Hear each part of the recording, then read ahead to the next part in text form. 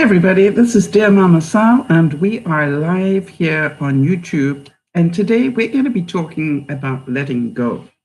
And the reason I wanted to talk about this today is because I've had a couple of emails from people where it's important, but also I know a couple of viewers where the letting go is going to be important. And most of all, there have been a couple of things happened in my life this week where I needed to let go. And therefore I thought, boy, it's spring.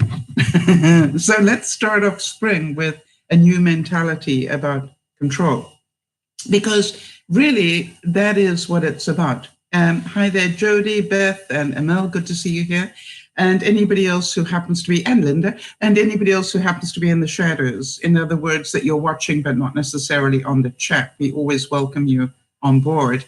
And, you know, we're amazed actually how many people watch for so long without ever saying anything. And then eventually I will get an email or a note from them in some way saying, you know, I've been watching for years, you know, and I go, really? And we never heard of you. So I found a really good quote to start off today. And that is, how many of you can feel this one? It says, stop letting people who do so little for you control so much of your mind, feelings, and emotions. Stop letting people who do so little for you control so much of your mind, feelings, and emotions. How many of you can get that? That we give a lot of people far more space in our brains than they actually deserve. But I also believe that there is the flip side of that, which is, how about people who you really care about and are maybe concerned about upsetting or insulting or you know, in some way doing some sort of, you know, something wrong.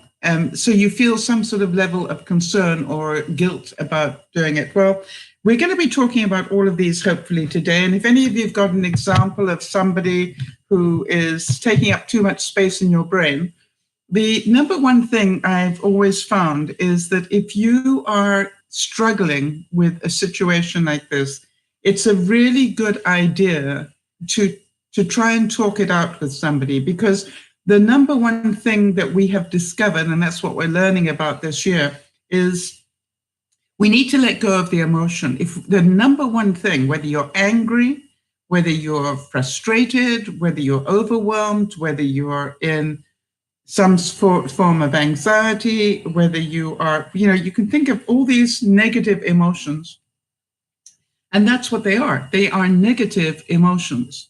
And so what I've learned, and what I'm hoping that some of you are finding out, is that if you can get to the emotion and understand there's a good reason why you've got that emotion, right? That there's, you know, this little person inside your head going, watch out.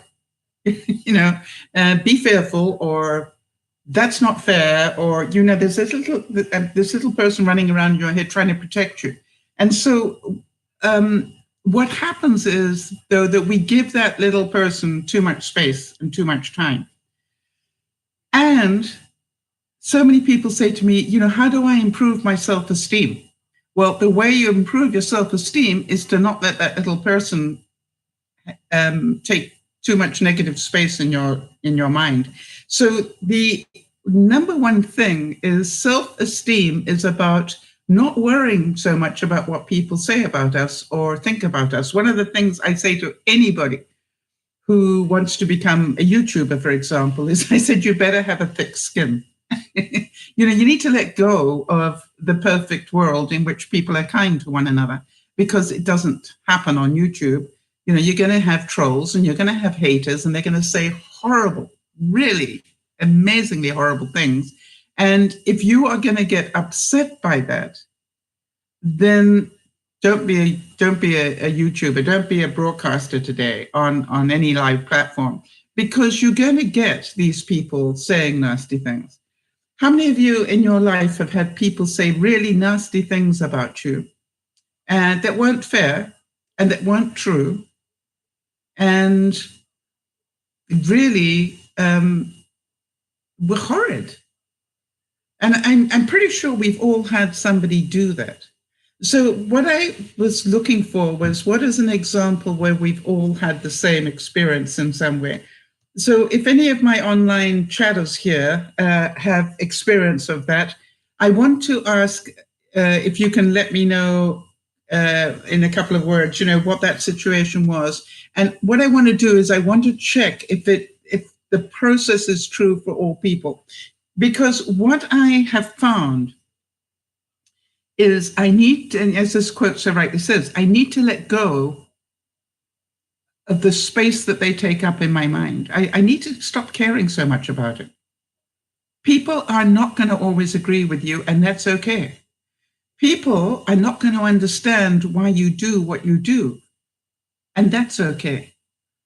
But one thing that is very, very true in my mind is that you can fight them until you are blue in the face and you probably won't change their mind. Have any of you found that in your life? That, you fought so hard to try and change what they were thinking. And the truth is, they didn't want to change. They wanted to believe what they wanted to believe. And that's what I've learned to say to people. Well, hey, I'm sorry that you choose to believe that of me. But, I understand that you do, and I will try and deal with it. You see, and then I normally also say to them, by the way, if you'd like my side of that story, please let me know, and I'll gladly share it with you.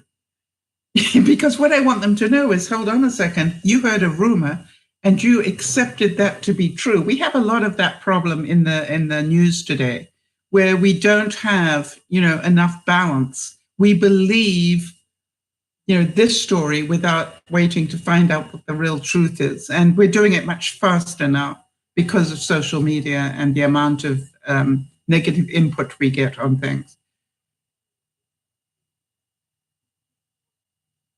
Yes, I think I did quote that once. Linda's saying, may have been you, Sal. I'm not sure, but someone once said that my brain stroke mind is a very expensive piece of real estate, and to only give that to someone who counts. Yes, I can remember quoting that one day.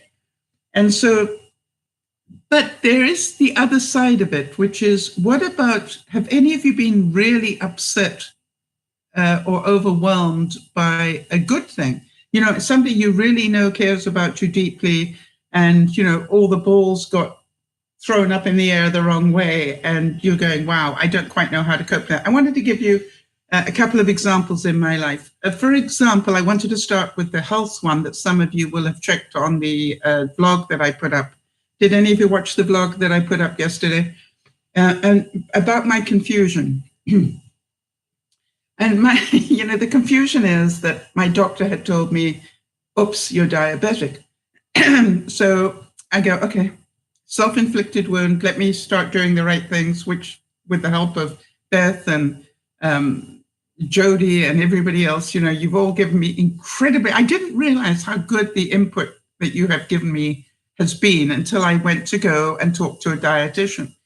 And it was so funny because she had all this incredible rub of fruit and vegetables and all sorts of things that actually looked quite real in some cases. And she started to do what I call her stock standard, obviously her stock standard, routine of what she does when people come in. And I literally, as she started to talk, I did something that I thought was incredibly smart. And what I did was I took out my breakfast pack. You see, I already have my food, thanks to Beth, pre-prepped in little containers. And I brought out my breakfast pack and I said, okay, is it okay if I have breakfast while we chat? Because I was running late and I know I need to put food in my body. Hi, Nana, good to see you at this time. And so she looked at me and she said, sure. And now what am I sitting with? I'm sitting with a container that has a little bit of protein, a little bit of dairy, a little bit of crackers. You know what I mean? I've got this incredibly balanced meal in front of me. And she's busy giving me this, stock standard dissertation that she obviously gives everybody. And I said, let me save some time. Have I got the portions about right? And she stopped and she went, Yes, that is incredible that you're doing that. And so what I did, I'm sorry to hear you've had bronchitis for 4 weeks, Nana. I know what that's like. I've been there and had that. And just please look after it, because if you don't, it goes into secondary infections, and pleurisy is one that I managed to get to a couple of times by not behaving myself. So please be careful. Anyway, so what I said was, if I've got the proportions right, maybe we can move on a bit. And so she said, that's really incredible that you've done that in such a short space of time. And I said, well, you should meet my viewers, because my viewers know what to do. They've been there and done that. And some of them know about portion control, and some of them know about carbs, and some of them know about diabetes. And when I put all that information together, I realized this is what I needed to do. So what she needed to let go of was the fact that she's got a stock standard, dissertation that she gives to everybody that comes in. And because to me, if I've already got the portion control under control, maybe we can get on to the next bit. How many of you can see that was control on my part? I didn't want to waste the next 20 minutes hearing about portion control when I think I've got that one sorted. Does that make sense? So we've got two different things going on. Her need to give me the information in the right order, and my need to skip the portion control a bit, right? And so it was quite funny, because it took her a little while to realize what I was getting at, which is, I think I got this bit. So would it be okay just to get on to the next one, so I can get as much information as possible? And, she got there quite well, I thought. And it was just like, and I'm busy eating away and listening to her. And then, when I went to the nurse, she wanted to take my blood pressure and my glucose reading. And she said, when did you last eat? I said, about a minute ago, when I left the dietitian. I was busy eating while we were talking, because I needed to put food in my system. And she laughed at me and she said, really, you brought breakfast with you? And I said, yep. Because I know now that skipping breakfast is not a good idea. So I took it with me and I just munched it while we were chatting.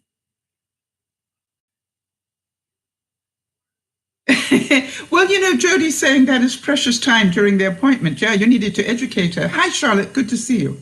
But the interesting thing was, I got very confused on the next bit, and this is where I had to let go, because basically the nurse said to me, your blood glucose is fine. Considering you've just been eating, your blood glucose is great. And I said, but not when I do the hi, Alex, good to see you. But not when they do the glucose load. Do you know what I mean? When they make you drink the equivalent of about 3 Cokes in a row. So she said that to me, and I was talking about this in the video yesterday. She said to me that, quite honestly, until they've confirmed that figure twice, I am not diabetic. And I'm busy, I just got myself a diabetic type dangly thing for my bracelet here. And I said, you mean I don't need to be wearing this? And she said, actually, no. Just be careful about taking sort of thing. Right, so Linda's saying, diabetic GP yesterday, loads of praise, was the only one that walked in, not waddled. His words, not mine. Blood pressure is spot on. He said, you've made errors in the past, but you're in control now. Yes, Linda, right? And that's what the nurse said to me. She said, how have you done this in such a short space of time and without us educating you? I said, meet the viewers. The viewers. And I said, and by the way, I need you to teach me a lot. And she said, because of the viewers? I said, yeah, because, fair's fair, whatever they've given me. But can you see that I needed to let go of some of my stuff about confusion. Can you imagine how confused I am? They're basically telling me I'm diabetic, but I'm not. I'm not diabetic that I need to be wearing the dangly. The identification in case of emergency, I am a diabetic. But if you feed me too much sugar, I am. Does this make sense to anybody but me? So what I realized was I had to let go of being confused by that. It just is what it is. And then she said to me, all these symptoms that you have are normal with somebody with diabetes and with a bad blood sugar rating, blood glucose thing. And I said, okay. And I felt quite comfortable then. Okay, so all these symptoms are because of the diabetes. And she said, no. And I said, what? And she said, they would be if your blood glucose was high, but it isn't. And I'm going, can any of you imagine how confused I was? I'm going, so I've got all the symptoms of diabetes, including the weeping eyes, apparently. For those of you, I keep thinking that this is allergy stuff. And by the way, it could well be. But she said no. So we're going to find out. So now then, here's the case study I want you to do. What do I have to let go of to stop being confused? Right? Because I want to do a whole lot of different examples.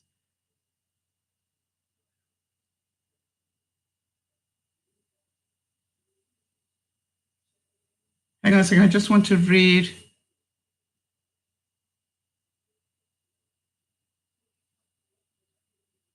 Okay. So what do you think I need to let go of to stop being confused? I often talk about, coming out of emotion and into reality. So if we know that the only way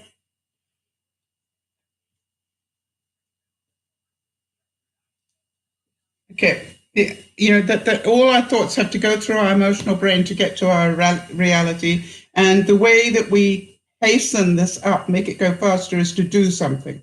So what do I need to do or think that will take me out of confusion and into reality? Right. Now, Linda's saying the same thing that I heard yesterday. Well done, Linda. Her doctor said, if I continue as I am, I won't be diabetic, but any issues I may have given myself already by self-inflicting, right, may continue. Yes. So, but what surprises me is how much change I have actually made that is doing the right thing. And obviously you're surprised by that. And look at what Jody has done. One of the things that Jody helped me with, for example, was to understand this is not a sprint.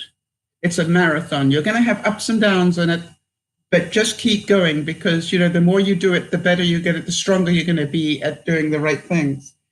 Okay, so here I am, totally confused about this information. I'm diabetic, but I'm not. You know what I mean? That's confusing to me. I've only got 2 brain cells running around in there, and they did not like that information. So if I am confused, what do I need to let go of to be in reality? First of all, is it okay to be confused? What do you think? Is it okay to be confused by stuff? Because if we can understand that, that's perfectly normal. You've got 2 bits of information, and so being me, I said, you'll forgive me, but I find that just a tad confusing. I'm a sort of yes and no sort of person. I'm pretty straight up.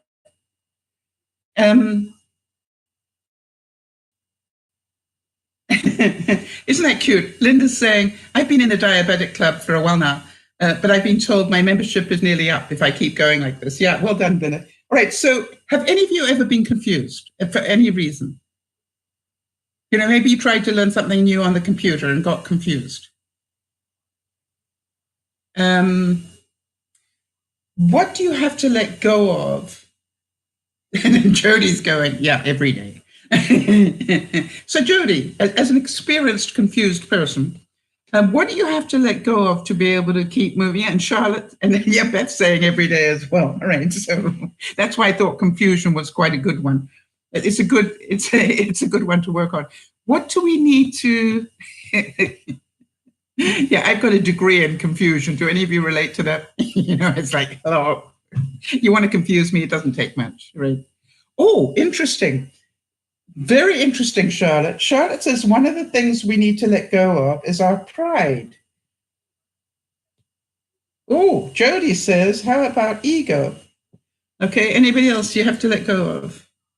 Mine is the, what is that word? I'm going to say control because it obviously is all about control, but the need to understand everything. Oh, yeah, Linda's also adding embarrassment. Yeah, I need to let go of my embarrassment. It's okay to ask the next question.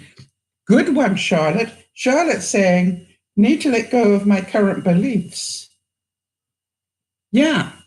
So do you understand, in order to move confused into what would be the, Jodi, do me a favor, just so we get the right word, if you wouldn't mind. Can you give me the antithesis of confused? Antonym of confused.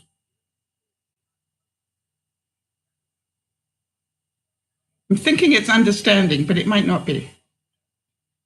Yeah, now Beth and I relate quite well. Beth says, but I'm usually right. Are you sure, Mr. Doctor, that you're right? Because, I think I'm right. Yeah, I know that one too. That is, yeah, what would we call that? Arrogance? I'm not sure. Okay, so Charlotte's saying that the antonym of confused is enlightenment.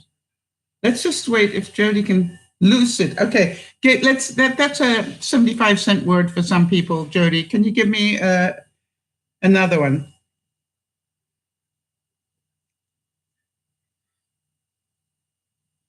Lucid is actually, funny enough, it is rational thinking. If you have somebody who has dementia, they have times of total confusion and a few lucid moments. Yes, so I understand why it would have that. Yeah, understanding. That's what I wondered whether that would be the word. Let's hope that it is. I trust Jodi is still looking at that for another. All right, so the opposite of our confusion is understanding. So here's the thing. Do we need to let go of our pride to ask a question that helps us understand it better? How many of you never ask that next question? You just feel stupid and stay confused.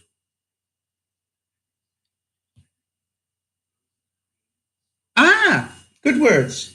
Okay, the other ones, she's saying clarified. Thanks, Jodi. For those of you who don't know Jodi, she is my other brain. Jodi is our admin and she does a wonderful job here. Hang on a second, clarified and informed. Yes. So, apparently writing is a problem today.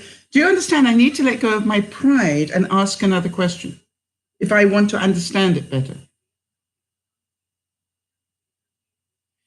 Yeah, Linda was saying that she was, wouldn't bother to ask the next question. She was like until she hit 50, and now she doesn't care. I don't care if you think I'm stupid. I need to ask the next question. But hang on, wait, don't go on. I need to know, I need to understand this. How many of you know it requires that you let go of your ego to ask that next question? And I don't care if 99.9% of the world understands this, and I don't. This is called, I don't understand this. I've got a question. Do we have to let go of our need to control? You see, if I ask another question, I actually am giving control back to the other person. Does that make sense?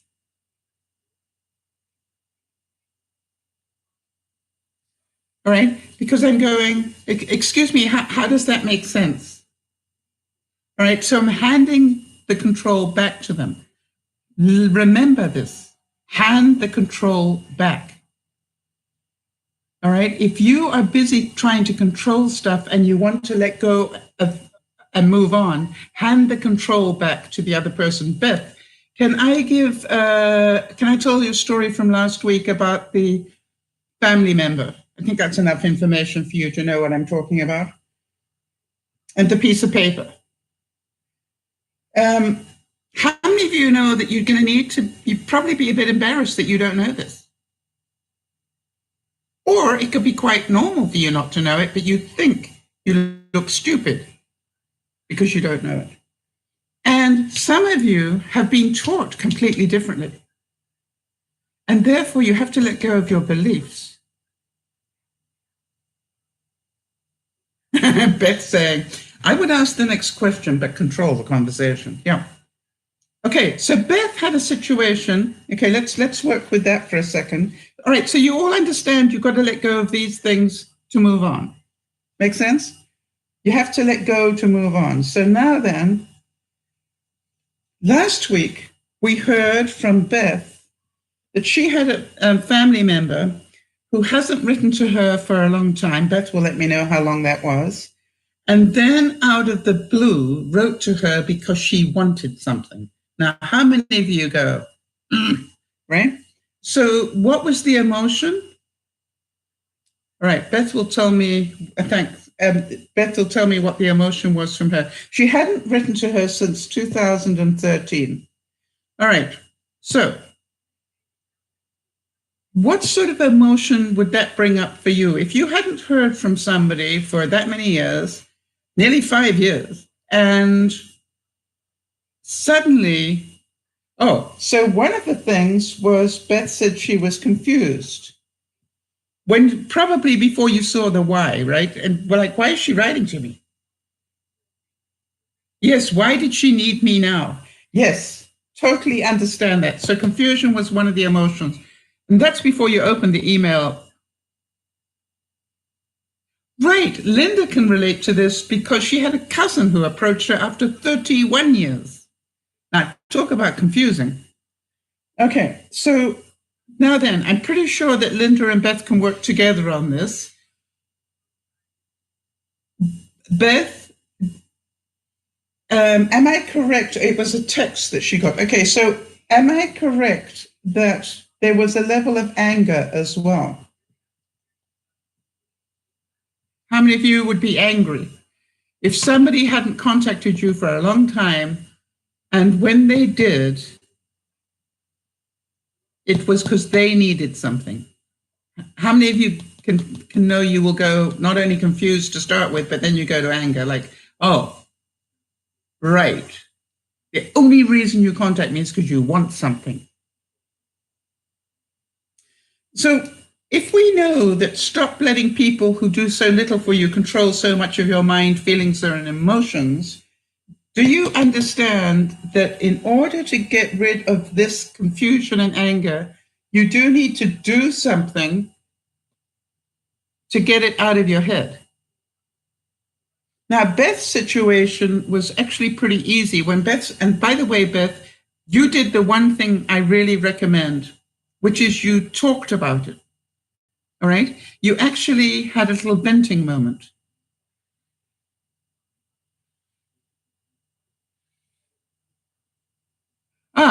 Linda's saying the person that contacted her after 31 years actually visited her. And he was keeping his own counsel, right? He wanted nothing, though, and he has asked for nothing. Okay, so that was pretty clean. All right, so Beth said that the emotion for her was she knew she had to take action, and she knew what she needed to do, but she decided to take control back by not doing it immediately. How many of you understand? I got the message, but I will control when you see, this person needed Beth to send her something that she knew Beth had. So now they can ask for it today, but was Beth correct that she controlled the when? She knew that she needed to send it. but how long she took. Beth, there's a very famous quote somewhere out there that says, your lack of planning does not mean I need to go into stress. How many of you have had that happen when you're driving, right? Somebody else's lack of planning ends up being stressful for you because they cut you off and they drive badly in front of you and do all sorts of risky things. And, you know, I keep reminding myself that their bad planning is no reason for me to go under stress. I have an example of this as well in a different way about what do I need to let go of. Okay, some of you know I'm going down to visit my grandchildren, well, adopted grandchildren, in as much as I have been adopted. Okay. And that's been planned for a while. I was going down next weekend. And now I've got to let go of my plans. Does that make sense? So this can be a little bit emotional, but now I've got to let go of certain plans that I've got over the weekend, like broadcasting maybe, to be able to get into the reality of what needs to be done. I need to let go of my routine. All right, so first of all, my plans. Maybe I need to move some things around. I need to let go of my routine. All right? Am I making sense? The things I have to let go of to be able to get into that reality and be able to leave town and leave the country. When you can see that, you'll understand what I'm getting at. So how stressful can that be when you suddenly hear, okay, fine, it's, you know, I'm going to be going away. It can create stress. And one of the things that you will learn is good stress is as equally stressful as bad stress. Did you all know that? A funeral is no more stressful than a wedding. The only thing is we think that good emotion isn't stressful. Right, so Linda's saying changing any routine is stressful. And let me tell you something, as somebody of, you know, in their 70s, changing your routine when you're an old fart like myself is even more difficult. That's a story I tell myself, but some of you will know what I'm talking about. So, can you all imagine that I've sort of went, okay, fine, I need to let go of these things. And now then, what I start thinking about in reality is, what do I need to take with me? And start making lists, you know, of that and planning. All right, so if you all got this, because I let go of my normal stuff, I can move on and do this. Right, now Beth is saying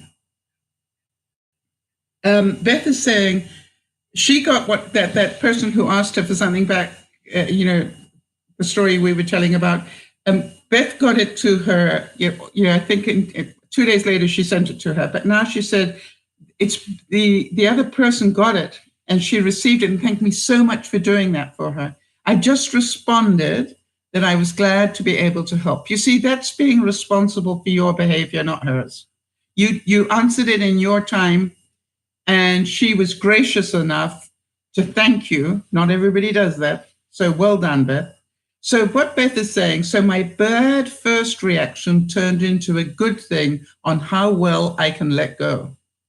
Yes, because you had to let go of negative emotions in order to do the right thing. And the right thing would get rid of the, you know, it's like a balancing act. When you do something, it helps it get off the radar. All right, so Linda's saying, yes, me too, Beth. Best thing I did was responding on how well I can let go. Oh, no, that got changed. Anyway, so now you all can see that now I've got all this planning done. Everything's, you know, I've got the presents bought because, you know, it's really important I take the presents with me. I've got, you know, paints and stuff with me because I want to teach them how to paint. And I've got this whole new plan. Where is my stress level now? You understand, when I hear I'm going away, my stress level goes up. When I've got the plan in place, my stress level goes down. Does that make sense? Because I'm getting things out off my to-do list, letting go of the to-do list because I've got the things done. They're already in a bag waiting to go. Now then, here's what happened. So I am going down for the 28th was the day, okay? And I've got that in my mind. I think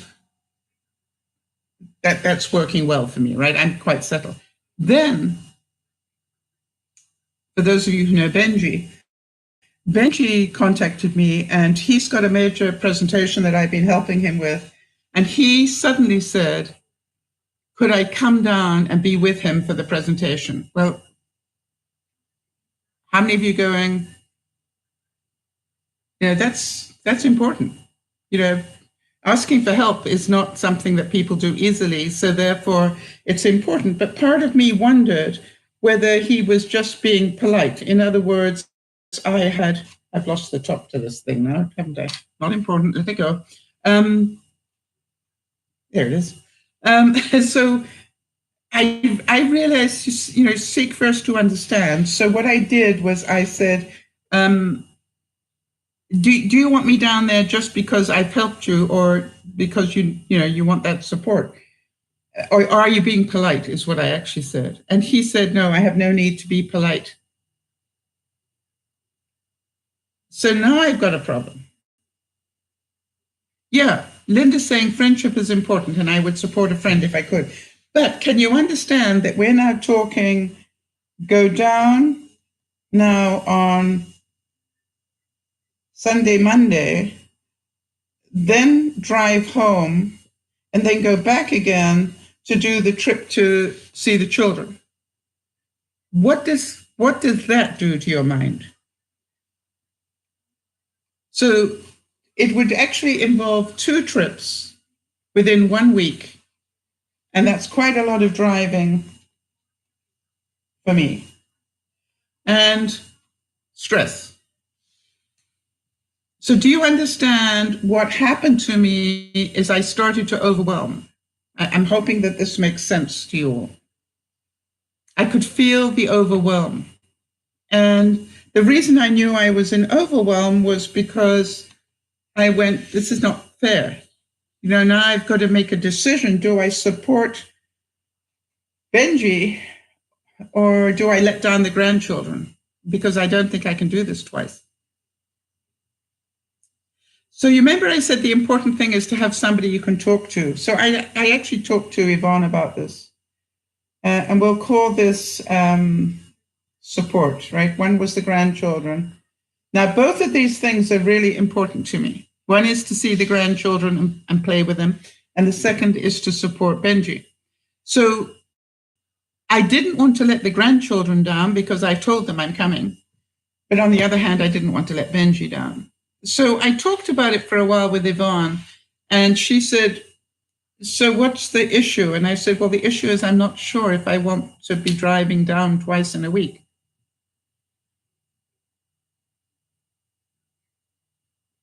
Because I know what that sort of stress does to me. So here, what do I need to do to get out of overwhelm and into a reality that I can deal with? What do you think?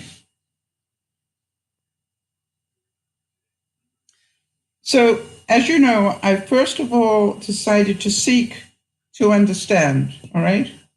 I needed to understand. That's always the first thing. I needed to understand, why did Benji want me there? All right, was it because I'd helped him on some of the stuff, or was it because he needed the moral support and needed to be able to bounce off me? So that was the first thing. And then when I was talking to Yvonne, one of the things that came up that was really important was, why don't you explain that this doesn't work for you and that you are between a rock and a hard place? Because if you support Benji, I may have to let go of supporting the children. Makes sense, everybody? So what I did was I ended up writing to him and saying, honey, I want to be there for you. But as you know, I'm due to come down a few days later to be there for the children.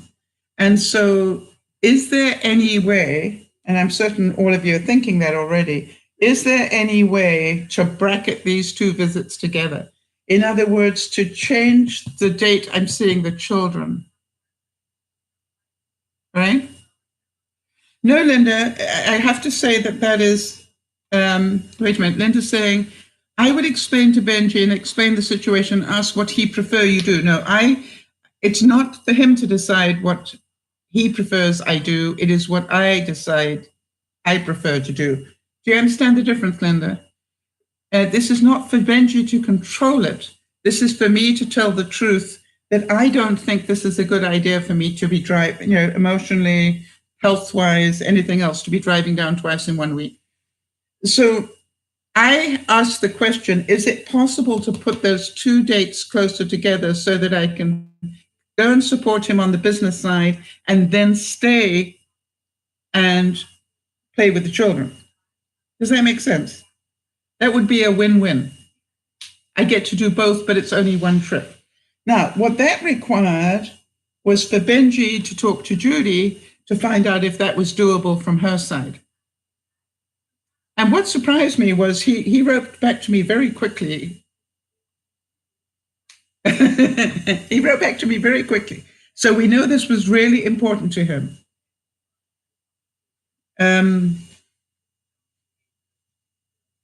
Yes, Beth saying it's about doing what Sal needs and wants at that time. It's Benji's decision to change the kids' visit. No, it's Benji and Judy's problem, not mine. I told the truth. I didn't say I wouldn't do it. What I actually said, if there's no way to change those dates, I may still consider to do it, if I feel well enough. But I just want to know, is there a chance that I can, get those two things into one visit? And very quickly he wrote back, spoke to Judy. Judy said, absolutely no problem. So now I get to do both, but it's just one visit. Makes sense? But I needed to do something to make that happen. So, yes. Now then, could I have stayed in anger and overwhelm and went, oh, this is not fair. Now they're asking me to do this trip twice and da-da-da-da. No, it is up to me if I want to do that trip twice. It is not up to anybody else. Beth is quite right. If they want me down for two different reasons in the same week, then they also may want to just try and accommodate that a bit better, which they did. Bless their hearts, because they love me. And they know that that probably isn't a good idea. So it's a win-win. But can you see that I needed to talk that out? And the incredible thing was that Yvonne heard the story and she said, we know he didn't ask you down there to be polite because it's not who he is in that way. He's a very polite person generally. So it wouldn't be about being polite. He needs you there because he needs you there. So therefore, that's important. By the way, what if I add a third part to this? What if I tell you it's also Benji's birthday in that time frame? Does that make going down to support him even more important? So do you understand that sometimes the doing is getting it straight in our minds and being honest? How many of you, I don't think you mean to lie, and I don't mean to lie, but I used to get really scared about telling the truth. All right? The truth is, I'm going to overwhelm. It's possible I will overwhelm or make myself quite sick if I try and do this, especially as I have not been too well of late. So I'm glad you can see that. Now, Jody was telling me that she had a situation. Jody, I can't scroll back. Can you just repeat your situation that you had that was pulling you both ways? Is this making sense to people? The way to let go is to discuss it, is the first thing. Actually, seek first to understand the real reason, discuss it with somebody else to make sure you're being rational. because I don't want to be saying this is not fair. It's not right that you should ask me for this. That's me being emotional. All right.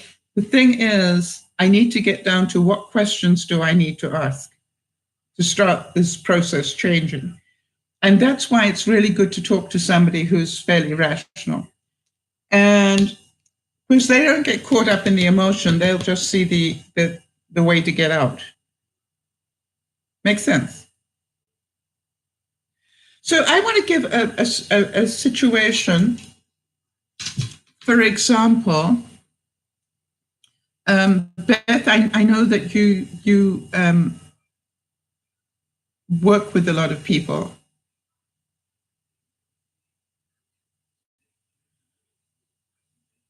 So sometimes do we have staff members who are doing strange things? Can we use the same principle there? I used to do that, just so that you know. If I saw, I believe everybody has a good reason for doing what they do. I really do. I believe everybody, if you bother to check it out,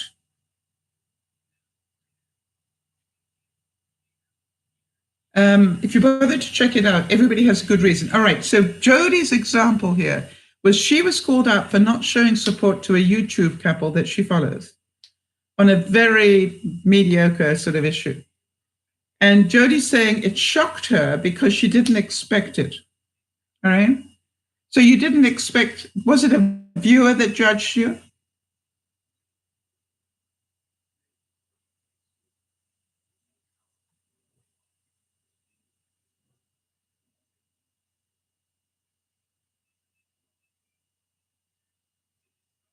And while we're waiting for that reply, Linda, do you understand?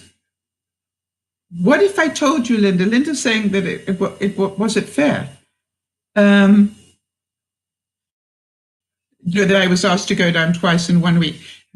What if I told you that I don't think Benji realized I was coming down that weekend, the following weekend? You know what I mean? It was sort of like, one of the questions was, do you know that I'm, that means I've got to come down twice in 1 week. So I made sure he understood that. And now you're saying, of course he knew. Well, no, because I arranged that with Judy. And it's like it's on Judy's calendar, but maybe he hadn't seen it. So I could understand there was a possibility of a disconnect there. So you see, seek first to understand. Does he understand I was already coming down to talk, to play with the children? So, Jody, what I'm trying to find out was, she did. All right. So Jody's correcting the situation. She said, I did show support. I was called out by other viewers who didn't support their decision. Right. That happens all the time, doesn't it? And I would gather by how much room it took up in your head, Jody, that hurt you, that they judged you for being supportive. You didn't think that was fair. It was, so is it fair when the haters say hateful things? How many of you heard that thing that happened this week about somebody writing horrible things about the McCain family, and then saying that Cindy is the mother, right? Megan, needs to stuff her face with another hamburger and choke to death. How many of you going, that is not right? That is totally wrong. What I really, and it's bullying, and it's, what I really liked is Cindy McCain, the mother, that's John McCain's wife, the late John McCain's wife. Cindy McCain decided to do something quite interesting. The action, she didn't sit there and go, it's not fair, my husband died, She just went, I'm going to show this person up to be the weak and pathetic person they really are. And she took that information and she tweeted it around the world with that person's name attached to it.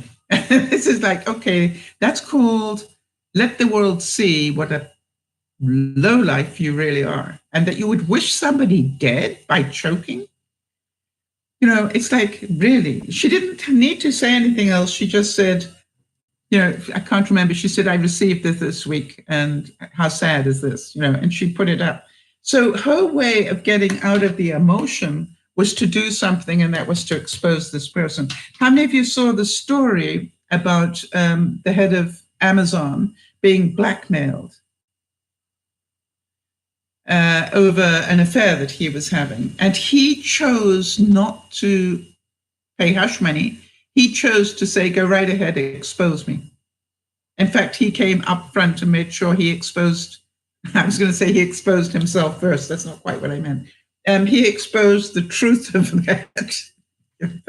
He exposed the truth of that before the publication got a chance to. All right, so Jody's saying about the being judged over supporting a YouTuber. The other viewer called her every name in the book over this company, this couple promoting a meal delivery service. The wife is disabled and they rely on the service every 2 weeks. Yeah, Jody, you would have much better understanding of that because of your disability. You would understand why that is not a luxury. That is, that is being smart. But can any of you see that the possibility is the person who was making that harsh comment was jealous? They would love to be able to afford that service. Is it one they paid for, Jody, or is it one that was free, like a Meals on Wheels?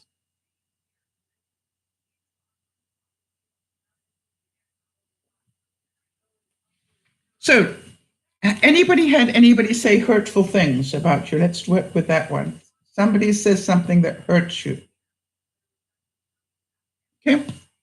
Now, we understand that we hurt ourselves by giving this comment too much space in our brain. I'm sure Jody knows that. All right. So how do we let go of the amount of space it's taking up? I want to find another pen. That one's getting a bit used. We like that better. Let's hope it is a dry erased one. Yes. All right. So somebody says something that hurts you. Okay.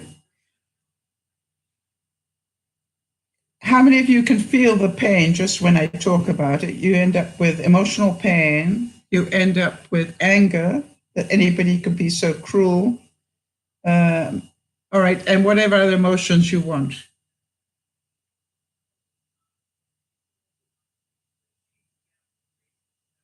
All right, so Jody's saying that the couple of whom she was speaking, they pay for it. And they offered a code for their viewers to get a percentage off if they also signed up. In other words, it's a brand deal. Yes, and the other person, the viewer that was angry about it, can't have that service. They don't have the contacts or the money. So I'd like to suggest that was the little green giant called envy.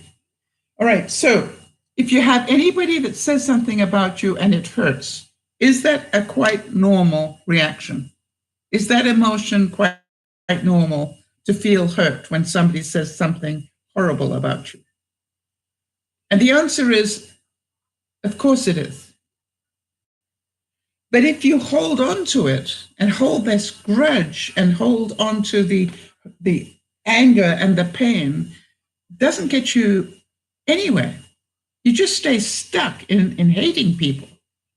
So my question is, if you have got this situation where somebody has hurt you, what do you need to let go of to be able to move on?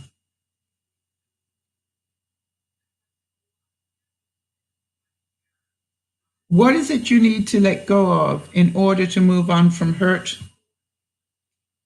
and get back into reality? Because if you're going, well, they shouldn't have done that, Disneyland, right? That's Disneyland thinking. It's not reality thinking. I would never do that to anybody else. So how could they do that to me, Disneyland? People do it. You know what I mean? It's just like, hello. We need to understand that life is not all about good things. All right, Jody's saying we need to let go of trying to change their minds. Yes, Jody. The biggest word is we need to let go of our need to control. All right? How many of you believe in free speech?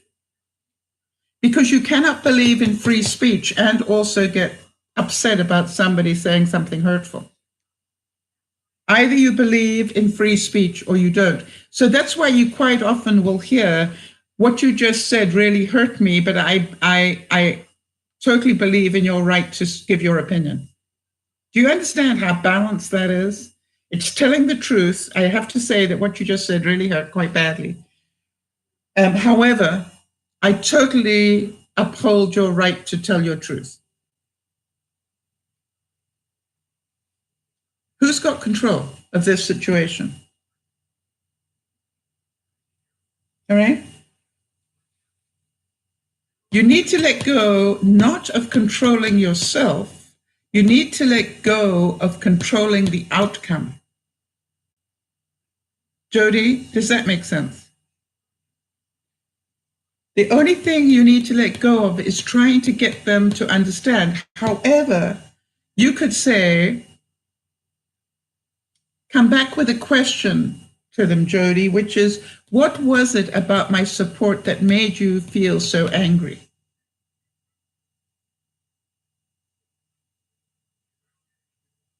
Right? Because that's like catching the ball, and the ball was, ouch, it was red hot with anger and hurt. You go, let me throw the ball back. Let me seek first to understand, what was it about them paying for this service that made them so angry? And the fact that I supported them, are you aware that I also am disabled and I can relate to it at a different level? Do you understand, Jody?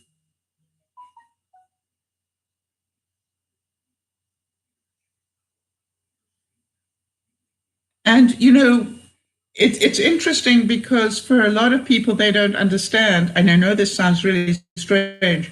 For a lot of people, shopping that way is actually a money saver. Okay, so Jody's saying they said I was irresponsible to support that when I should know that most of their viewers can't afford that. Yeah.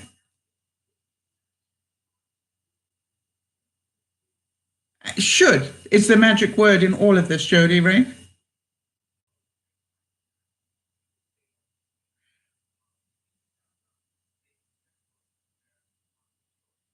Right? As soon as you saw the word should, you know, you knew that this was guilt stuff. And you don't need to buy into their guilt. Yes, Jody's saying, I can't afford it either. I was just supporting them in their decision. That is what a friend does. It's not about you. Right? And just because we're pretty sure, right, Jody, that the person who wrote the hurtful comment couldn't afford it, and therefore they lashed out. How many of you can see that logic?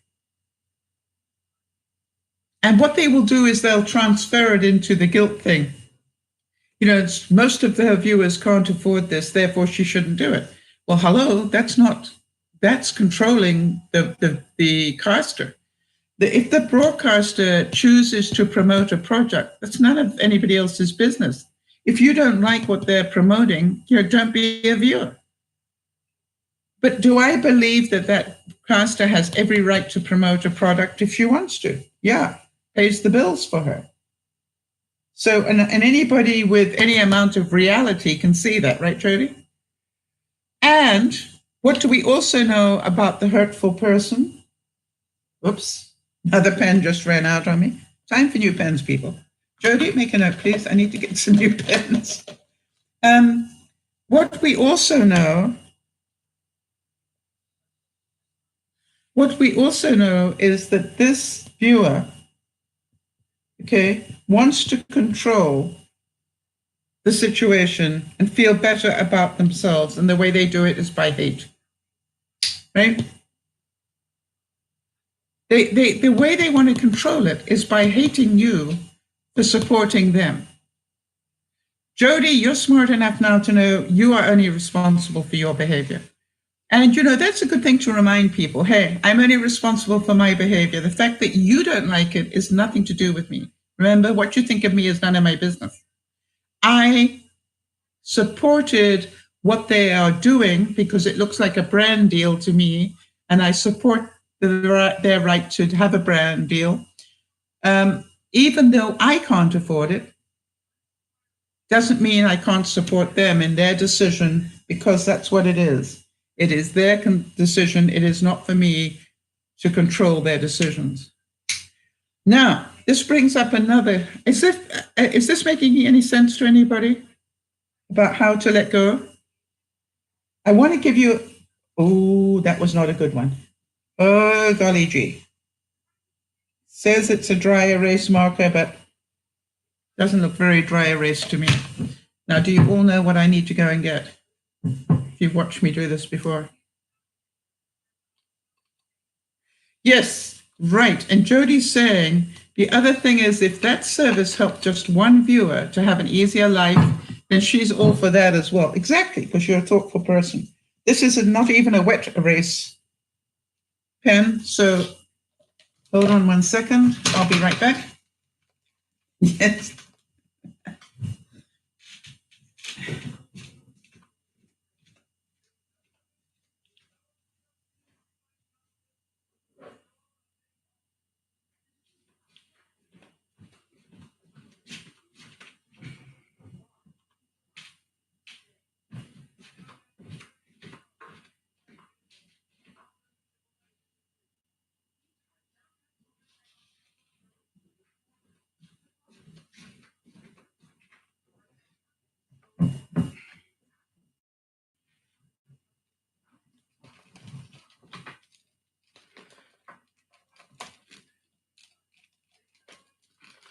Okay, and thank you, Jody, for putting up what solves the problem. If ever you have a dry erase board and you get a bad pen, WD-40 will help you fix that. Okay?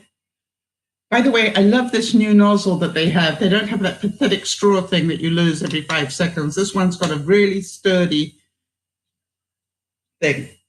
So you just spray on some WD-40. Okay. Actually, you should actually let it sit for a little while. Oh, pretty potent stuff, so be careful. I'm just going to let it sort of seep in there for a little while. A little bit. Sometimes you need to do it 2 or 3 times. But basically, I'm going to continue to do it while I talk to you about this stuff. So the truth is that our need to control others is what makes it hurt so much. Getting there. Does that make sense? Our need to control the other person to think the way that we do is what causes most of our pain.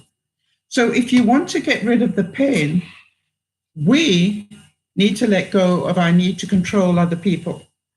Because if you can hear, getting there, if you can hear that comment, right,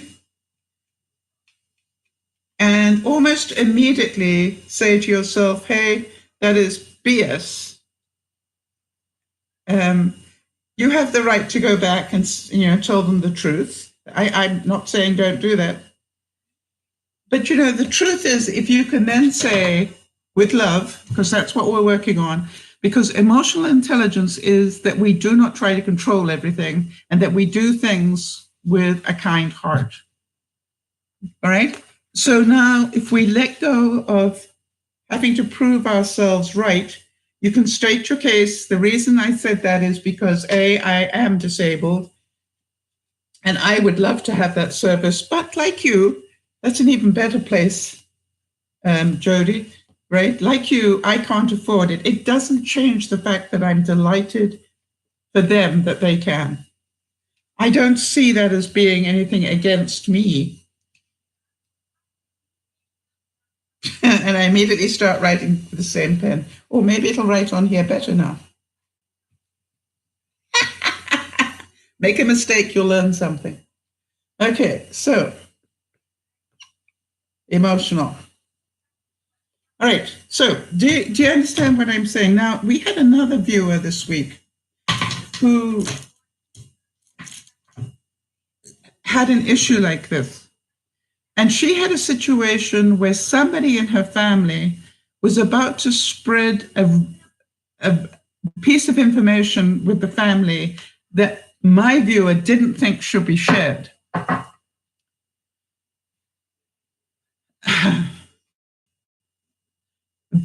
Because the outcome might hurt people. See, it came from a good place. When we think about this from a place of love, it helps. And just so that you are all aware, the person who was about to share this information, I was told, had limited mental capacity. And then I asked the question, why are you expecting rational thinking from somebody who has limited mental capacity? Am I making sense? What you have to let go of is this person with limited mental capacity can think at your level and understand the hurt that this can do.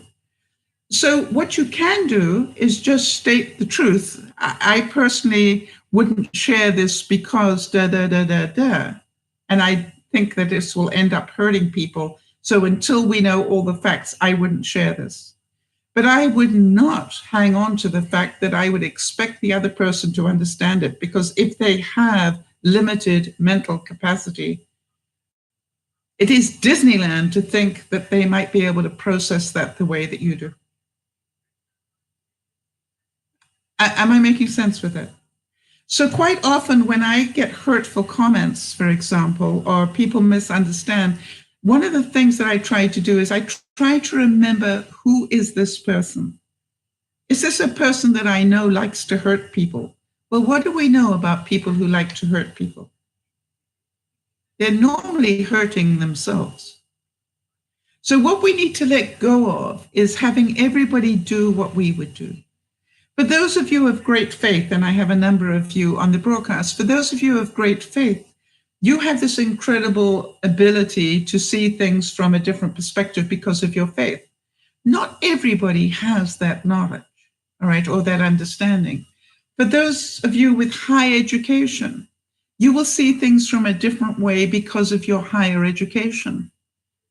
But that doesn't mean the other people are stupid. They just haven't had the value or the ability to learn what you have learned. So letting go of our need for everybody to be like us, I think, is one of the greatest bits of emotional intelligence that we can learn. Letting go of our need to control the outcome would be what it's about. Letting go of our need to control the outcome. So one of the things that I would say is, I want to go back now to my issue about how confusing was this about, I'm getting this information, I'm diabetic, but I'm not.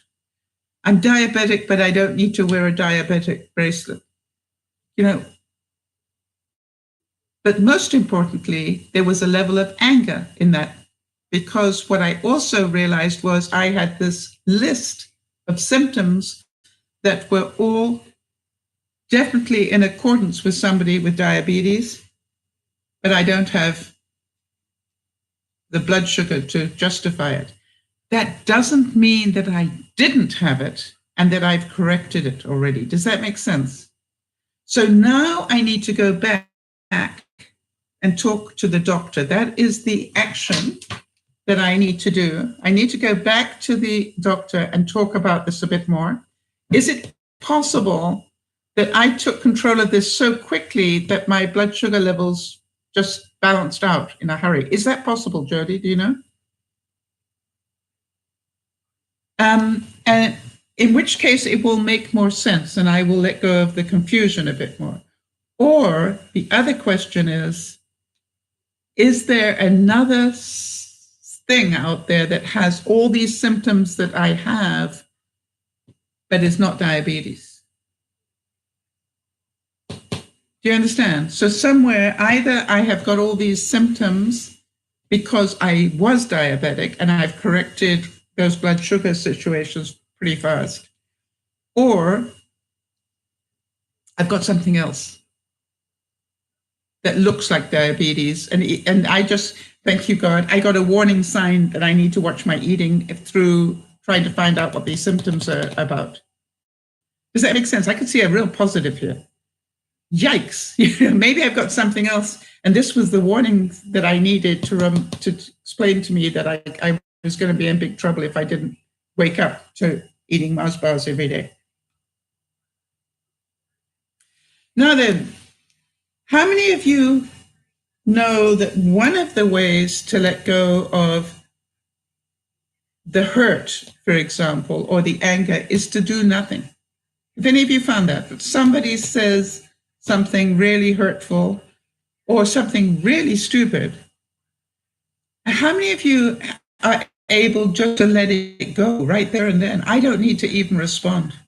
They're entitled to think that. That is very high emotional intelligence.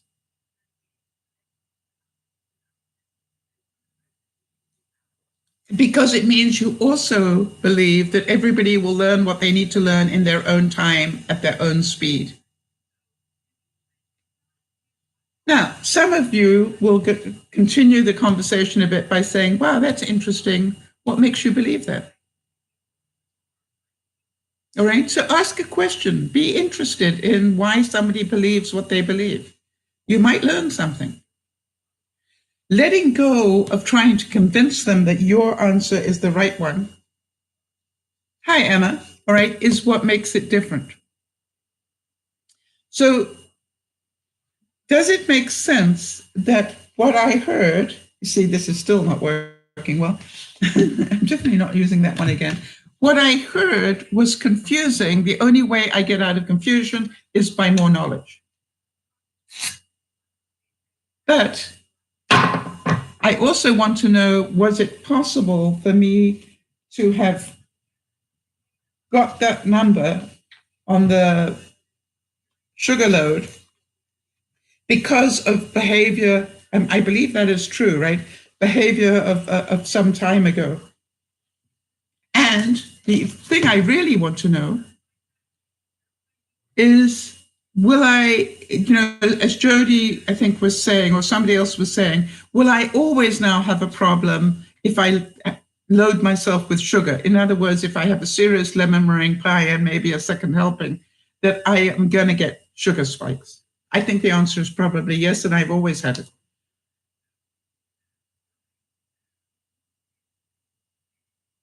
Oh, all right. So Emma's saying, I'm sorry to change the subject a bit, but she's trying to listen to my Google tune that I designed. Google had a great little doodle at the top of the page yesterday, or maybe it's today, for Johann Sebastian Bach.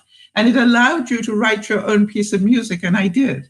All right, Jody, if you could be so kind as to jot that down. I will try and see if I can send it a different way to Emma. Maybe it'll work that way. Because I know it worked with Jody with Messenger, so maybe I can do it via Messenger, Emma. It was amazing to me. I just literally did this little tune, and then it had all the Johann Sebastian Bach bits to it, and I went, oh, that's quite pretty. And so but you understand that Jody did it, and hers wasn't pretty. Right? So it was a risk that I took.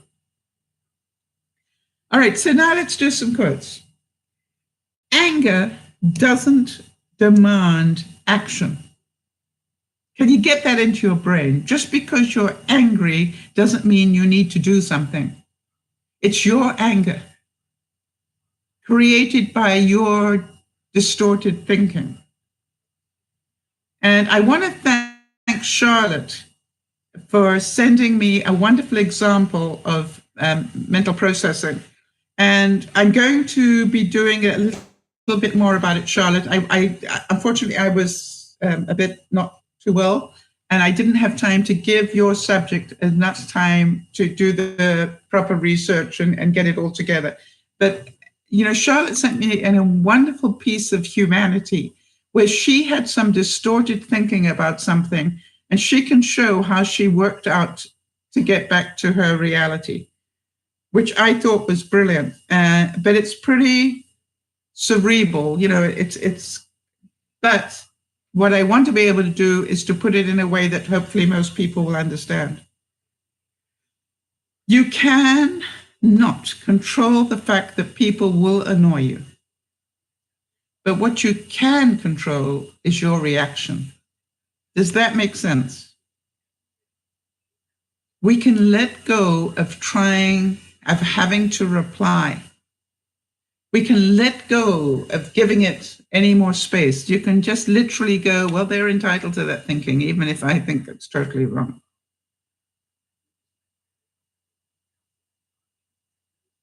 Now, Robert E. Lee, you know, of Civil War fame, said, I cannot trust a man to control others if he cannot control himself. Think about that.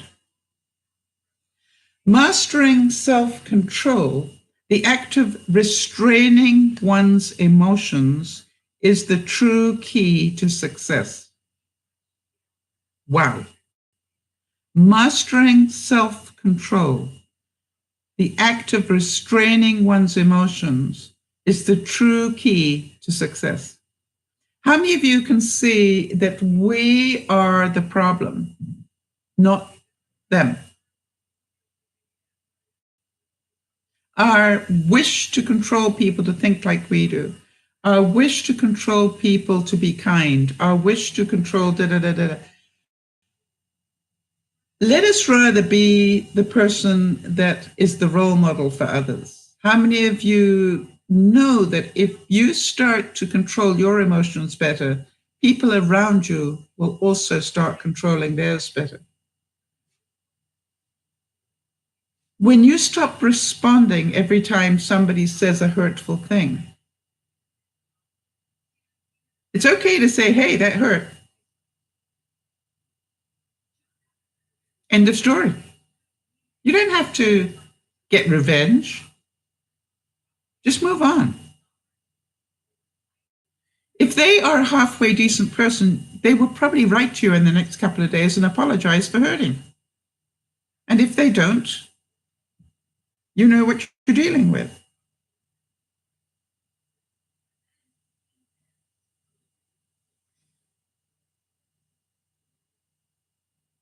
John Milton said, he who reigns within himself and rules passions, desires, and fears is more than a king. Now, it's all very male chauvinistic stuff, but, you know, it was a long time ago. He didn't know any better. So let me rephrase that to make it more gender-friendly. We, who reign ourselves in and rules our own passions, desires, and fears, we will reign.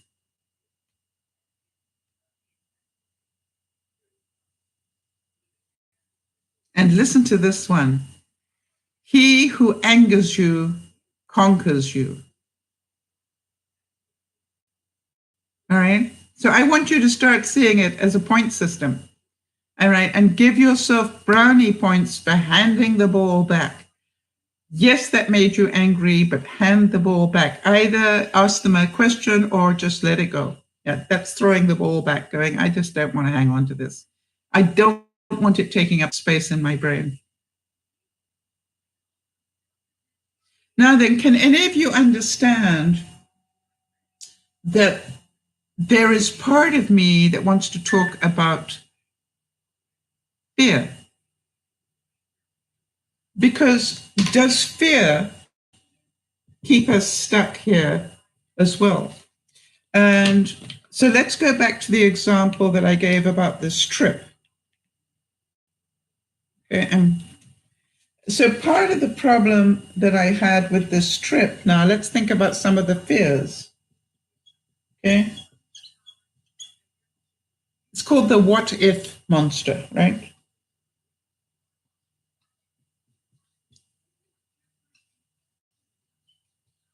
Okay. So what if I've said I'm going to go down and support and I am ill?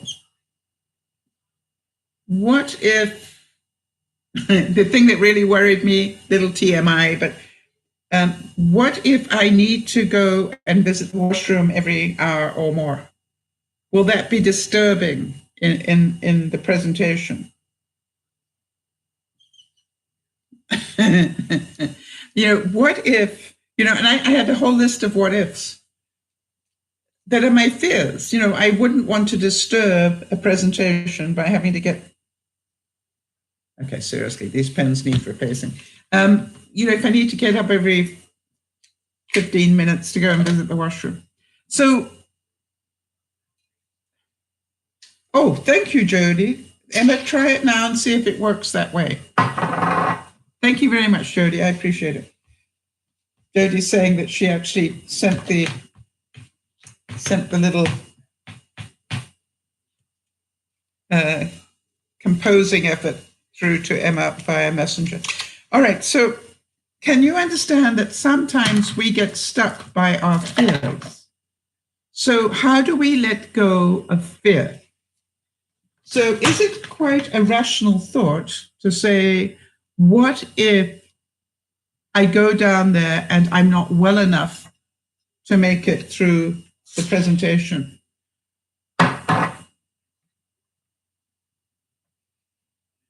I think it's quite rational and thoughtful.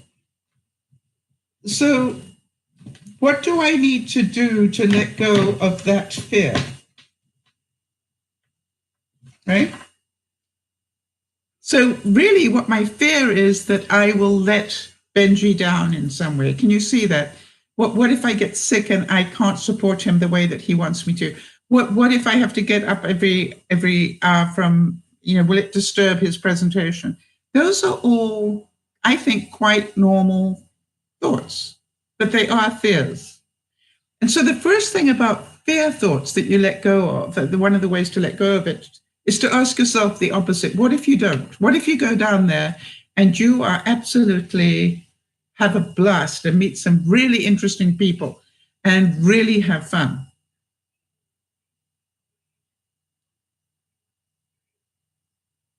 All right. Oh, it worked for M. Isn't it pretty, M? Oh, I know what I can do. Yes.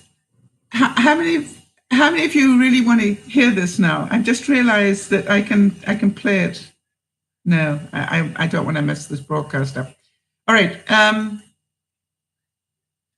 So yes, Linda's saying the right thing. All right. The next thing is, I know that Linda is absolutely right, that as a friend, Benji would totally understand. So all I need to do is to have that conversation with him. Hey, Benj, I'm going to come down to support you, but just know that if I don't feel up to it, that I will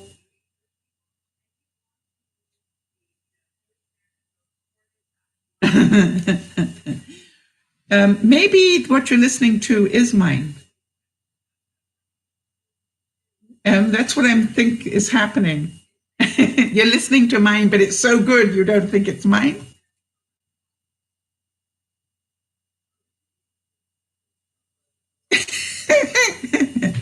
How about that?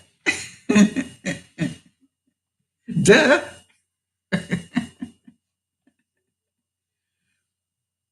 Jody's saying hers was utter garbage.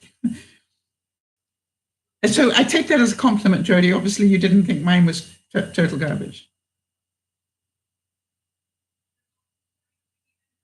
Yes, and really that's what I just need to say to Benji. Okay, I'm here to support you, honey. By the way, if I don't feel very good, just know I'm going to leave the room and probably not get back. It means I've got myself an Uber and I've gone back to the hotel because I'm not feeling well.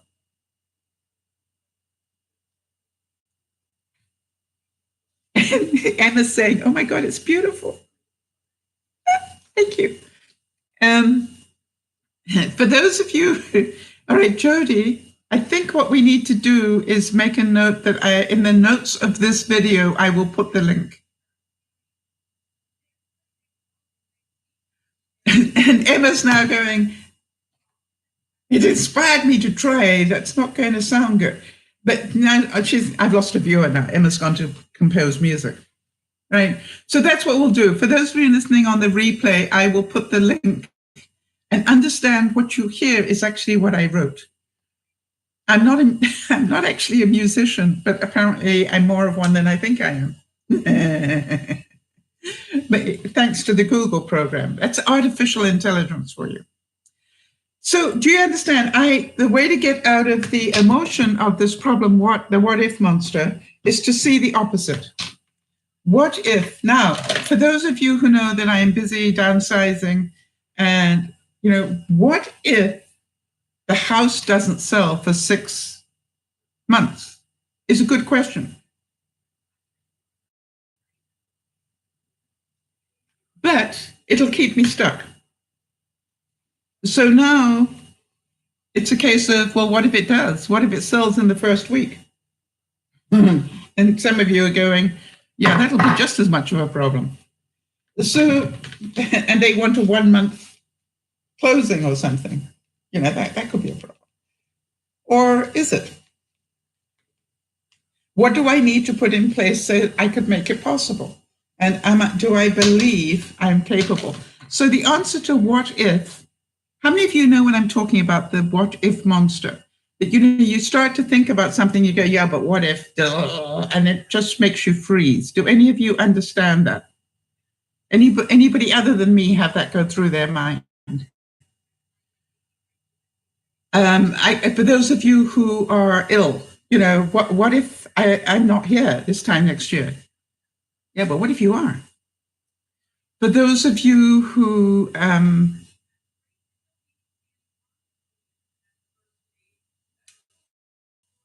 that's part of what I did, by the way. The reason I thought about it was because I was thinking about what went through my mind about the Benji stuff.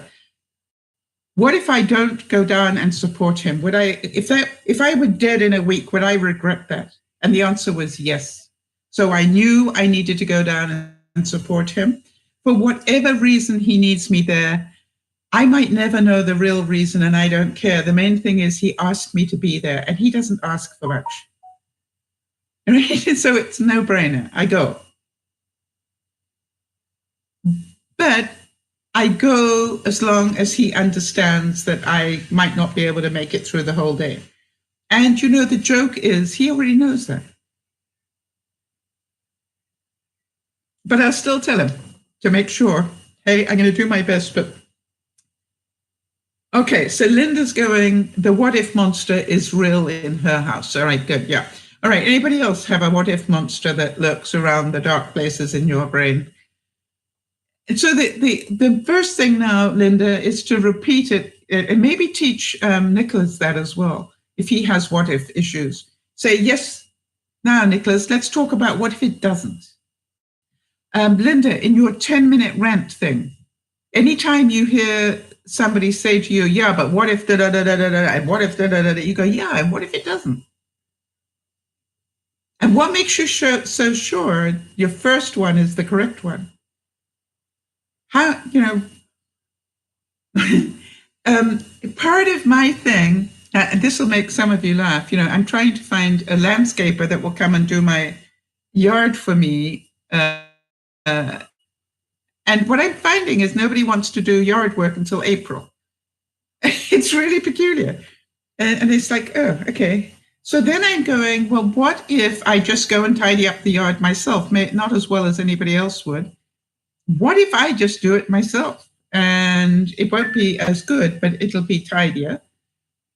And the other question is, how much money will I lose by not having that perfect looking garden? I don't know. But what if it doesn't matter? Because the right person that wants the house is going to not be worried about that. They'll just go, the garden needs a bit of work.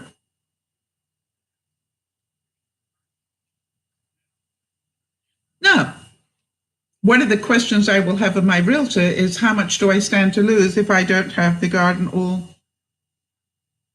done beautifully? Maybe it's 10 grand psychologically. I don't know.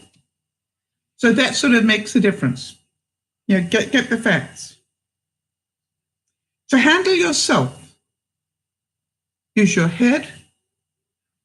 To handle others, use your heart. In other words, when other people are throwing stuff at you,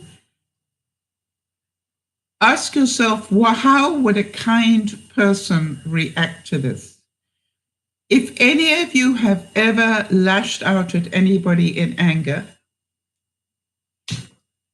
you will know that sometimes you are just in a bad space to start with, and then somebody throws you the next thing that is one thing too many, and you let rip.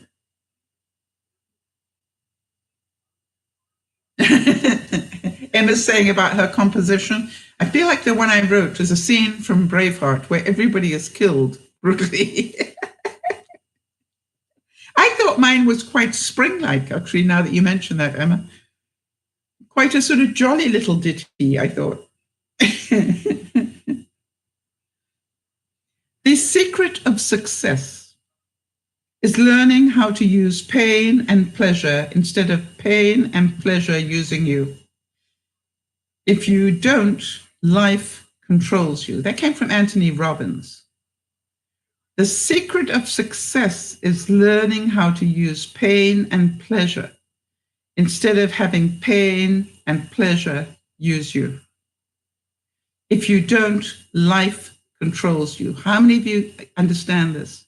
You control the amount of pain and pleasure you get in your life. You control it.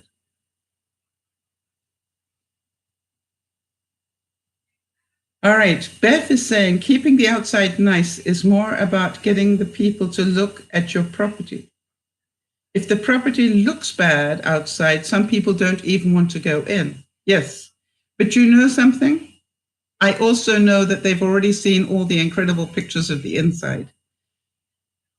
And the right buyer may just look at it and go, well, the garden needs a bit of work.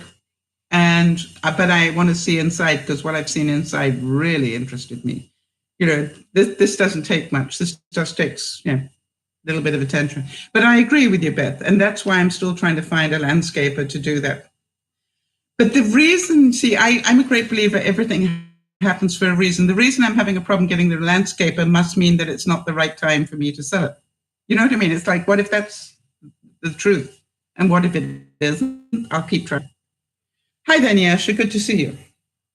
So do you understand? The secret of success is learning how to use pain and pleasure instead of having it use you. And Beth is saying that the yard doesn't usually affect the price of it as much. I quite agree. If you can get them inside, and I assure you that it's worth getting inside this house. I remember when I saw the pictures of this place, I wasn't that impressed with the outside, but boy, when I came inside, and I've done a whole stack of work since then, it's even better. So I'm happy. Your brain shall be your servant instead of your master. Yes, think about that. Your brain shall be your servant instead of your master. You will rule it instead of allowing it to rule you. We create our own drama. We create our own emotional pain. We create our own, in my case, weight. The only way that I can let go of my weight is to let go of what caused me to put the weight on. And obviously, I did a whole lot of negative eating for some reason. Beth, I don't know if you were here when I was talking about that. You know, I cannot thank you enough for teaching me all that you've done in terms of prepping.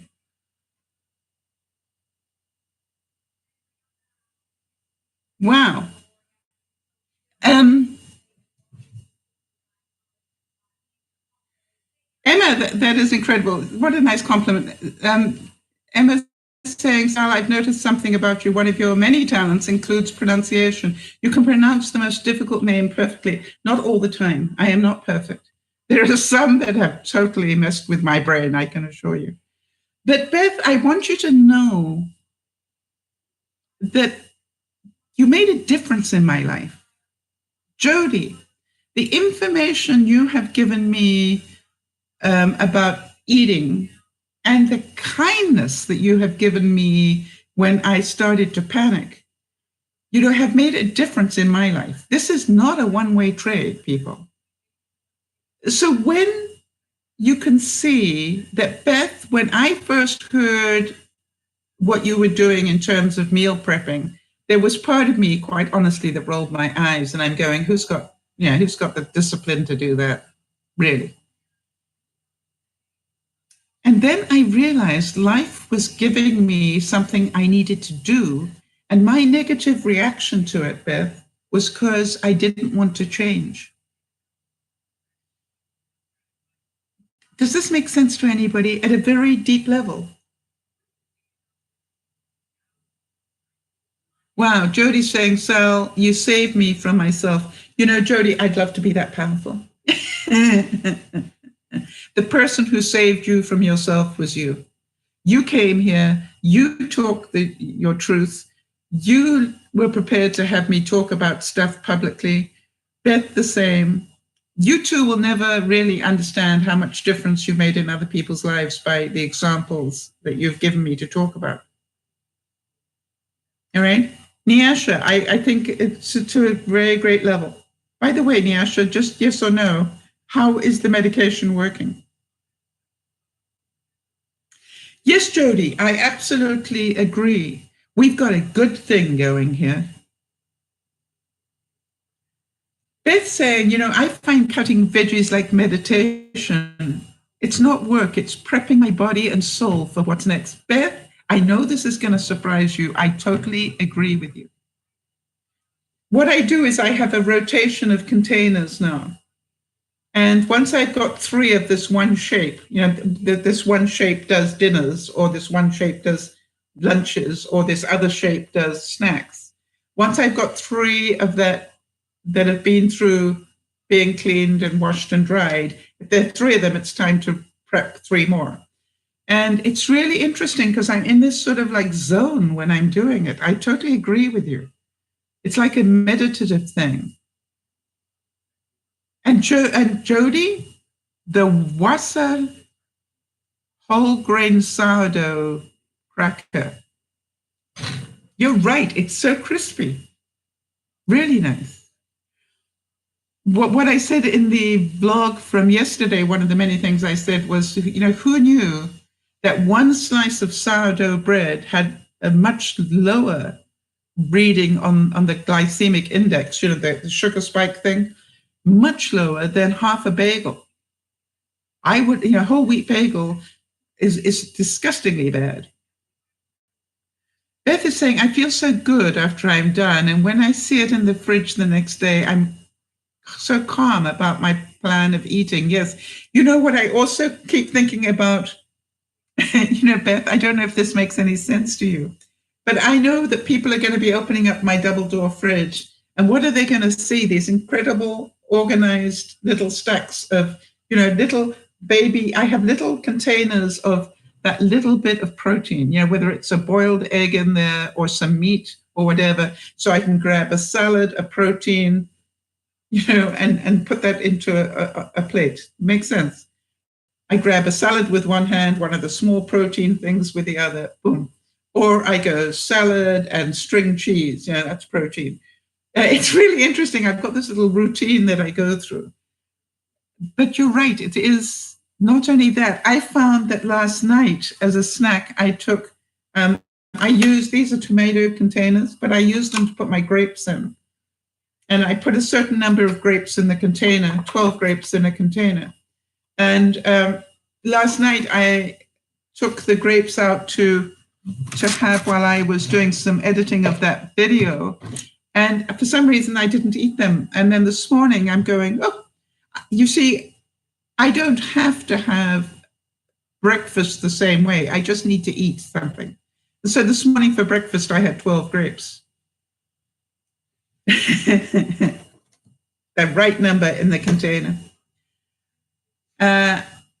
So what if we all realize that we control it? Beth, I started to look at what was happening to you last week, how much drama you were attracting. All right. So that's what I want you to work on is, wait a minute. Why am I attracting this much drama? All right. And what do I need to let go of? And 9 times out of 10, everybody, it's about control. We're trying to control somebody else or something else. And one of the words of advice I gave to that viewer who was having the problem this week was, print out the serenity prayer. God, grant me the serenity to change the things I can and let go of the things I can't, whatever that is. We need reminding of that. Jody, let's put a link up to that in the page as well. The serenity prayer. I know I haven't put the links up from last week. I'm working on it.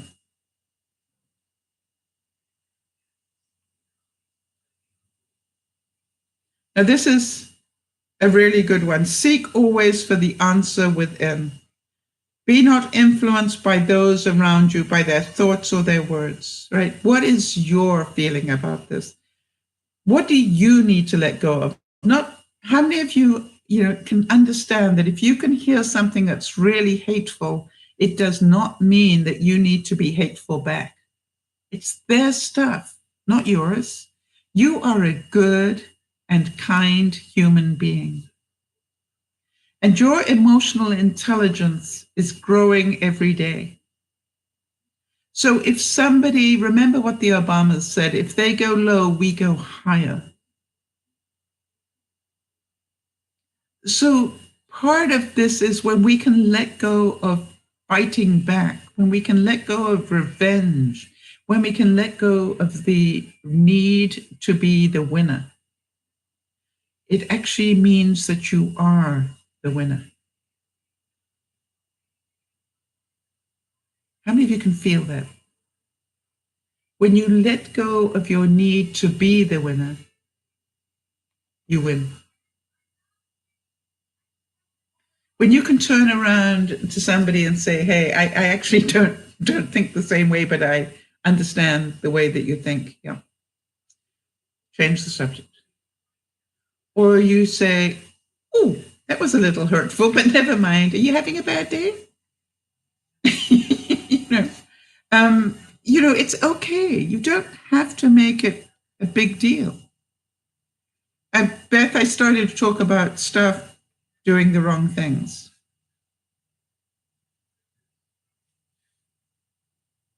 One of the things about having staff is they have the right to do things their way. You have the right not to approve of it. So I found with staff members, like so many people in life, do they understand that what they're doing is actually not in keeping with the policies? Do they understand that what they're doing is not in keeping with the customer service norms, whatever? So first of all, make sure they understand what the truth is. The truth is, this is what you agreed to do when you took on the job. I am noticing that you're not doing that. Is everything okay with you? Come from a good place first, not from a place of anger that they're screwing up. If they're always arriving late, when you took on the job, you agreed to come in at 9, to start work at 9 o'clock. Not that you agreed to come through the door at 9 o'clock, but to actually start working at 9 o'clock. Are you aware of that? So I'm noticing that you don't even come through the door until about 10 after, and you're not actually working until about half after, which means the company is paying you for half an hour of you not working. That's, I'm sure you can see that's not fair.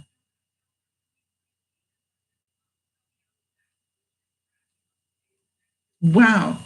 Jody, this is how far Jody has come this year. This is amazing. Jody said, I received a whole stack of medical paperwork in the mail today, and for the first time in years, it didn't bring on a panic attack. I made a note of the deadline, and I'll make a plan to do it bit by bit. Yeah, just every day, pick it up, do one more bit. I had a form that I had to fill in to go to the diabetes thing, Jody. And it was really the same thing. You know, it was a horrible form full of stuff that I didn't want to bother with. But every day I picked it up and just did one another boring thing on it and then put it down. And the next day I'd pick it up and do another boring thing on it. You know. And eventually I did it all. And then they quite honestly asked me all those questions again in a different way. So that was fine. Yes, well done, Jody. I'm very proud of you. Can you see that the way that you were processing things before, do they have the right to send you all those questions, or do they have the right to need all that information? Apparently so. Do we like it? No. You know, we don't like it. It's like, really? You think I got time to fill out all these forms? And by the way, Jody, it is also my reality that sometimes it's okay for you to phone up and say, I'm struggling to get this all done in the time frame. Could I get an extension? It's not that I'm not doing it. I just may need a little bit longer. Is that possible? Right? Win-win. Yes, you're going to get this form, but I'm not sure if I can finish it all in the time. Let me give you another example of that. I can remember when I wanted to become a Canadian, I suddenly, no, it was something to do with the States. Hang on a second, let me think what it was. Anyway, doesn't matter. It was a legal form, right? It must have been a passport or whatever. And what it asked me was how many times I had gone overseas in the last 5 years. Now, my problem was that from Canada to the States is considered an overseas trip, even though it's 10 minutes away. And I could not for the life of me, and they don't stamp your passport, right? Because you're doing it all the time.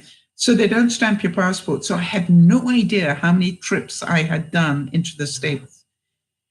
And I actually, because I wanted to make sure I told the truth to the best of my ability, I actually wrote an addendum to an official form, an addendum being an addition. And I had, when it came to this question 42, I put C addendum A1. And what I wrote, it was a legal document that I had notarized with a notary. And what I wrote was, had I known that I was going to need to document how many times I had been to the States in the last 5 years, I would have kept track. However, as I had no knowledge that this question would be asked of me, I know that I have been down to the States numerous times. I can remember most, but probably not all. And therefore, the answer I give here is that it is my information to the best of my memory. And I fear that my memory may not be accurate. These are the trips to the States that I remember. And I wrote down, I couldn't remember the dates, but I, went, okay, it was spring probably of this year. I went down twice, And I just literally wrote this whole thing and I signed it as a separate document. And I had a lawyer notarize it. In other words, I went to the extent of going to my lawyer and saying, I want this to be a legal document in and of itself. Do you understand? Because I didn't want to sign a document where I said, these are the trips I did and I had forgotten to. And that was the way I got out of panic on it. Jody, do you understand what I'm saying? It is, I sign this to the best of my memory. Nyasha, let me just scroll back. I understand that one got fixed and one didn't, is what I'm hearing. So to wrap this all up, this was a confusing week for me in lots of ways, but using some of the skills we've been talking about, I managed to balance things out. And to me, this is about what emotional intelligence is not being perfect. It's keep taking one more step. Jody, I think the progress you have made in the last year alone is just amazing. Are you a happier person because you've taken control of how you react to things?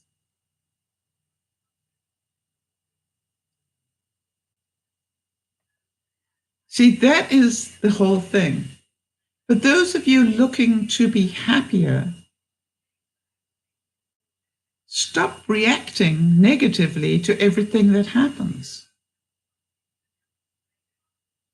That is a really simple lesson. Other people can think what they like. Jody's saying she's feeling positively blissful. That's a nice place to be. By the way, for those of you who understand the what if monster, I had another thing layer on. Can you see the layers of stress that we're building? First I'm going away. That was a little bit stressful for me. Then, oh gosh, I've got to go twice in 1 week, even more stressful. Then, then it was, what was the other one?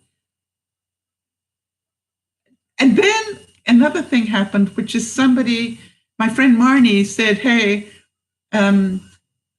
I'm going to be in the area on Saturday. Can I come visit? Saturday's the day that my plan was to spend the day getting ready to leave Sunday. Can you understand that? So now what have I got? Another layer of stress. It depends how I process it. I took a huge breath and went, you and Marnie have missed being able to see each other 3 times in the last 2 weeks. Do you want to see her? Yes. What does that go? What are you going to have to let go of? The perfect plan for Saturday. Makes sense, people. To make this happen, I need to let go of what I had planned on Saturday. That means I need to do more today and tonight. Which means I need to let go of some of my plans for today. And I can do it all if I let go of my perfectionist and just go, I'm going to do the best I can to fit it all in. And I believe that when I can have that mentality, I will feel a lot happier. I also thought, well, I needed to go and do some shopping on something. And I'm going, if you ask Yvonne really nicely, she might pick it up for you. You know what I mean? It's like, I just need to make the plans different. Maybe you need to get something delivered, whatever. It's like, I can do this. It just won't be perfect. So my question to you all this week is, what do you want to let go of? Because it is a choice. You can choose to be happy if you can let go of your negative thinking. If somebody is hurtful to you, you do not have to be hurtful back. You can look at them and say, I'm sorry you feel that way. I love you. If it's somebody that deserves to hear that. You can just be sorry that they feel that way. You don't have to win a battle here. It's just their opinion. It's not the truth.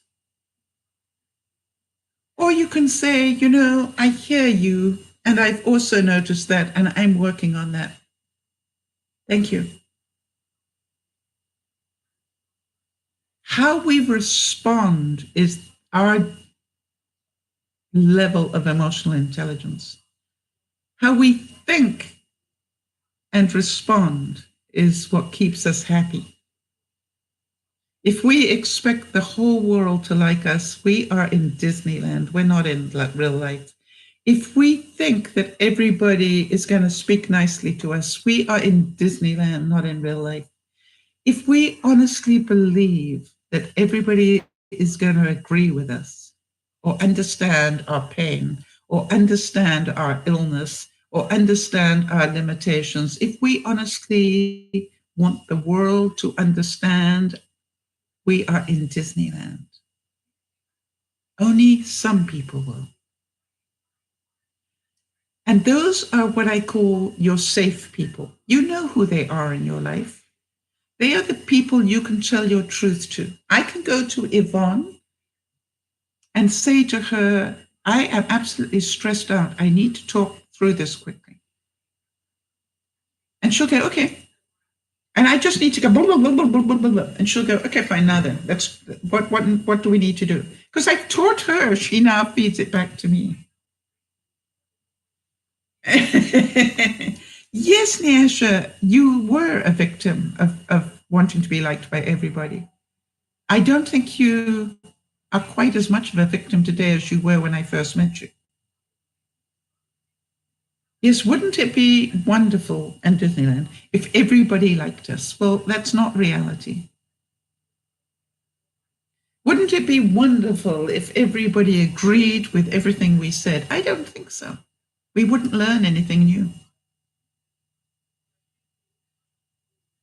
Nyasha, I have had all sorts of things that I have said to you that you could have taken as quite hurtful, but you didn't. You chose to listen to them and make changes. So I want you to know that if you are feeling happier today, which you are saying you are, it's because you did something. It's not because of what I did, honey, and I love you for thanking me for it. It's not what I did. It's what you heard and what you decided to change that made you happier. Does that make sense? So today, as I talk about letting go one more time, for those of you who came in at the second half, maybe re-listen to the front end of this and hear the things that really could have triggered me very badly this week. By the way, the last one was, or the second to last one was, I was meant to go and see Marnie on Monday. When I woke up, my feet were this size. And I'm going, that doesn't work for me. And I went, wait until lunchtime, see if they've gone down. By lunchtime, they hadn't gone down. You see, I trust my relationship with Marnie enough. I took a picture so she know I wasn't joking and said, my foot is so swollen. The one foot was so swollen, I cannot get it into a shoe. And quite honestly, I couldn't even get it into a flip-flop. Therefore, I need to cancel. Do you understand? I showed her the reality. It wasn't I was making this up as an excuse. And I said, and it breaks my heart because I've so wanted to see you. But this is not a reality that I can do today. Well, Nyash is saying it comes across rude and disrespectful by others, things that they say. But I don't care. All that matters is that I am happy, and I am. Good girl, Nyasha. We're proud of you. By the way, Nyasha, life will keep sending you things to upset you. You do understand that. Just see them as little tests. How am I doing now? Did I react or did I keep control? And if you lost control, you go, okay, let me keep practicing. One day it's going to work. Ask Jody. One day they'll throw stuff at you and you won't react. You'll just go, okay, I choose not to go into a panic with that or into anger or into revenge, because those are all negative emotions and they are my problem. I control my emotion. Some of you want to write that on your mirror. I control my emotion. And if you do, you will have some bad days and some good days. And some days you will control your emotion better than others. That's called normal. So everybody, I hope this has been helpful to some of you. If it has, please feel free to leave a comment below and let me know. And let other people know why they should listen to this. What was it that you heard that made a difference for you? I want you all to know that we are all just taking one more step at a time towards more emotional intelligence. Don't give up on yourself, people. Don't say, oh, I really messed this up. I can't do this anymore. Go, I really messed this up. I just need to practice a bit more. I'm going to get this. It's like food prep. It's like anything in life. Don't expect to be perfect in a heartbeat. It takes practice. Big hugs to you all. Look after one another, but please, please, please look after yourself first.